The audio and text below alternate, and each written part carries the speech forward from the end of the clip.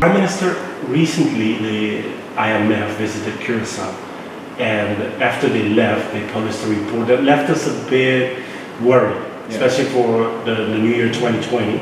They said that it doesn't look too good for the economy and the finances of the island. What is your reaction to what they published?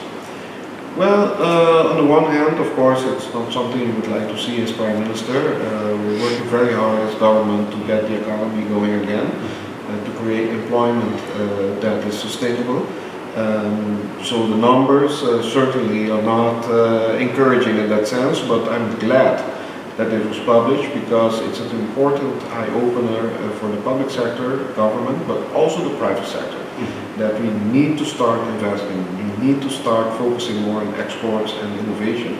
And in that sense, the government also has to put more focus and efforts on renewing our investment climate in the sense of policies and legislations. And we need to open up. We are a small island development state, we have an open economy, but if you look, for example, at our migration policies, to name one, they are outdated, they are very closed, and it's very difficult to get investors, knowledge workers, academics, students in, which is what we want. On the other hand, if you look at our labor policies, for example, it doesn't allow the flexibility you need for certain industries. For example, the tourism and hospitality industry, this is seasonal, so it needs to be flexible. And large projects. Now we have several hotels in construction. Soon we will have upgrading of our refinery. You need the flexibility in your policies to allow for expertise and temporary workers to come in.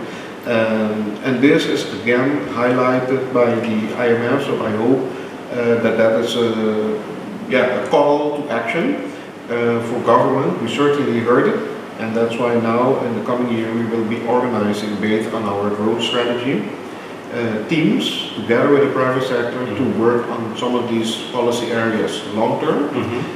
And even we are reaching out to the IMF to give us technical support. But in the meantime, we need to do the small things again as well, so that investors, local businesses can get some, let me say it, room to breathe in order to grow and not have to wait for the total overhaul of our policy framework with regards to the investment climate. So you're basically saying that your government is working on, for example, because what they mentioned is that there are certain structural reforms that are needed in the business, and is that something you're working on? Exactly, these are long overdue.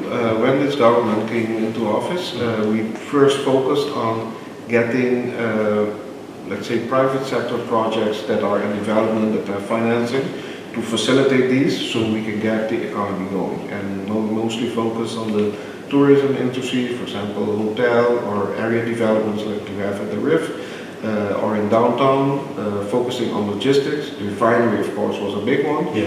Focusing also on new or underdeveloped sectors like fisheries and agriculture, and innovation, and also housing.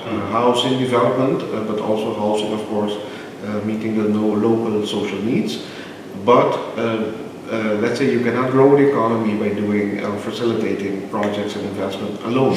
So now we're shifting to the next phase that is based on our growth strategy, and also our growth accord with the Netherlands, where they offer to provide technical expertise, so that we can renew on the short term these different policy areas that need to facilitate investment and growth.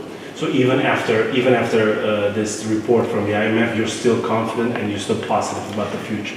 Yes. I saw it more as a push, as a reminder, and also as a way to focus.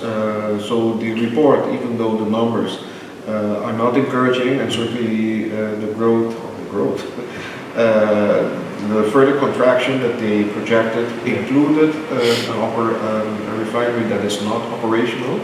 At least we addressed that in part with this new agreement with the Cash Group, where midway next year they can take over the refinery and start investing, and that will give a boost to our economy.